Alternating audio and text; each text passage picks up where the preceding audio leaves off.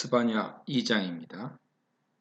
4절 7절 이방 국가에 대한 심판 중 첫 번째로 나오는 나라는 블레셋입니다. 그들은 이스라엘과 비슷한 주전 13세기 무렵 가나안으로 들어가 지중해 해안가에서 5개 도시국가 형태로 살았습니다. 곡창지대인 해안 광야 지역을 차지하고 이스라엘과 뚜렷한 국경선을 형성하지 않고 살면서 경쟁적인 관계 때문에 자주 전쟁을 벌였습니다. 5개 도시는 가사, 아스글론, 아스돗, 에글론, 가드입니다. 이 가운데 4개 도시가 4절에 나옵니다. 4개 도시를 선정한 것은 4절이 평행대꾸로 짝을 이루기 때문입니다. 그러므로 제5의 도시인 가드가 생략되었습니다. 각 도시에 선포된 심판의 히브리어 본문은 매우 정교한 언어 유희로 구성되어 있습니다. 후에 바벨론의 느부갓네살 2세가 가자와 아스글론을 점령해 이 예언이 이루어졌습니다. 블레셋 이외에도 5절은 해변 주민인 그렛 족속에게 화 있을진저라며 재앙을 선포합니다. 화 선포는 도시 심판 선언에 자주 나오죠. 그렛 족속은 에스겔 25장 16절에서 블레셋과 평행 대꾸를 이룹니다. 이들은 원래 블레셋과 같은 해양 민족으로 구약 성경에서 갑돌로 나오죠. 이들은 유다 서편인 네게부 사막 쪽에 거주했던 족속으로 후에 다윗의 경호원으로 고용되기도 했습니다. 사무엘하 8장 18절 보세요. 마침내 여호와는 블레셋 땅에 사는 상인들에게 심판을 선포합니다. 그 땅의 사람들을 멸절시켜 아무도 살지 못하게 할 것이라고 선언합니다. 블레셋에 대한 심판은 동시에 유다의 회복을 의미하죠. 블레셋이 살던 해안 지역은 목자를 위한 훌륭한 초지가 될 것이며 유다의 남은 자에게 돌아갈 것입니다. 심판 가운데서도 살아남은 자를 통해 하나님의 뜻을 이어가게 한다는 남은 자 신학은 예언서에 공통적으로 나옵니다. 이사야 44장 17절, 예레미야 25장 20절 보세요. 하나님께서 유다를 보살피심으로 유다의 운명은 바뀌게 될 것입니다. 이러한 유다 회복에 대한 묘사를 바벨론 포로들을 위한 것으로 보고 후대에 첨가한 것으로 볼 필요는 없습니다. 스바냐 당시에 이미 유다는 옛 영화를 상실하고 쇠락의 길로 가고 있었습니다. 요시야 왕은 아수르가 연약해진 때를 틈타 북이스라엘까지 영토를 회복하고 옛 영광을 회복하려 했습니다. 스바냐의 이 예언을 요시야가 수용해 성취하려 한 것인지도 모르죠. 8절 11절입니다. 서쪽 블레셋에 대한 심판에 이어서 유다 동쪽인 모압과 암몬에 대해 심판을 선포합니다.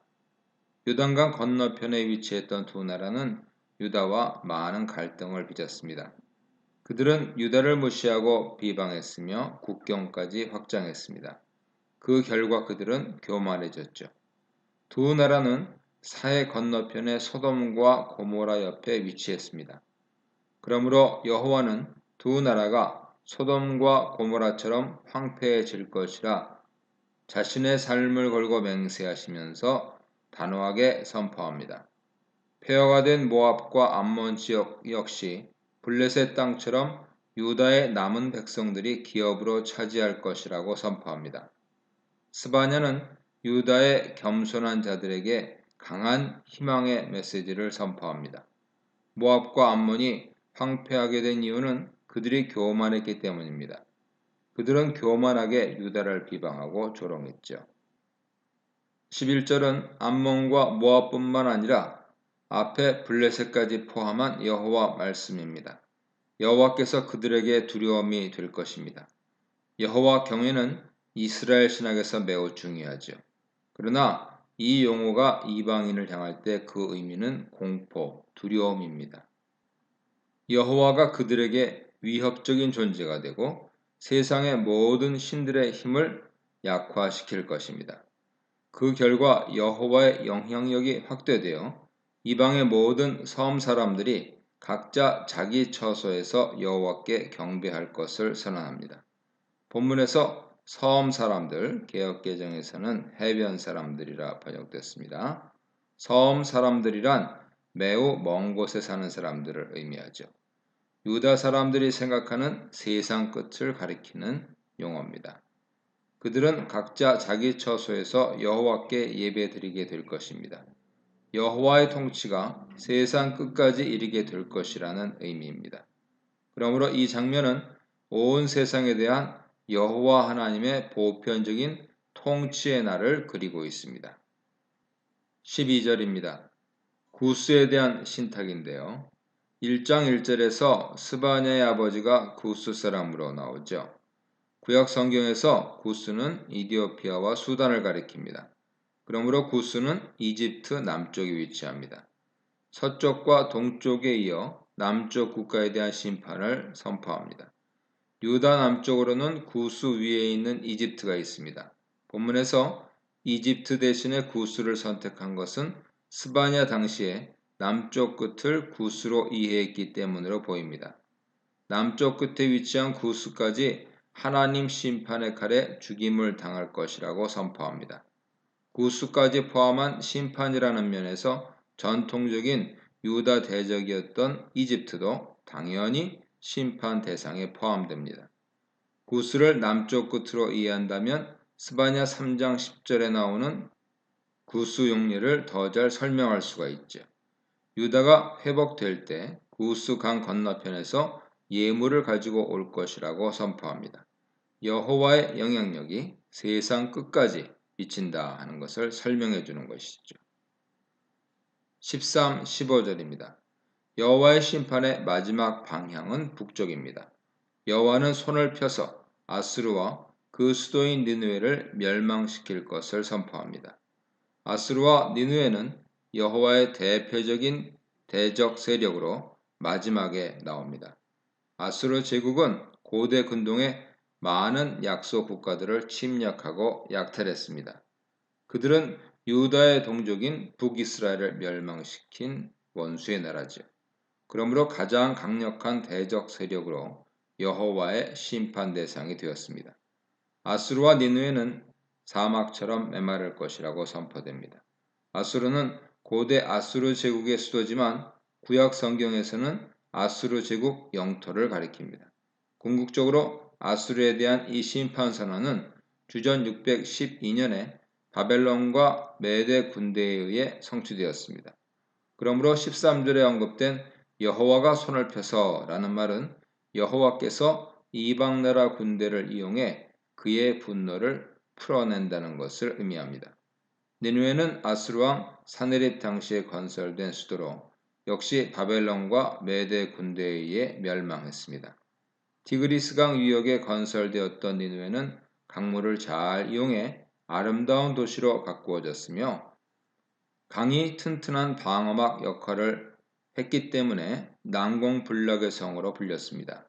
그러나 본문은 하나님 심판으로 니느웨가 사막처럼 메마르게 될 것이라고 선포합니다.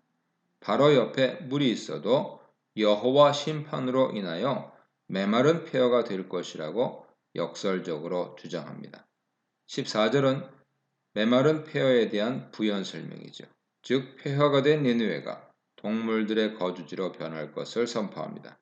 각종 짐승들이 떼를 지어 편히 눕고 기둥의 꼭대기에 깃들고 창문에서 울며 백향목으로 지은 건물도 무너지고 사가 문드러질 것이라고 말합니다.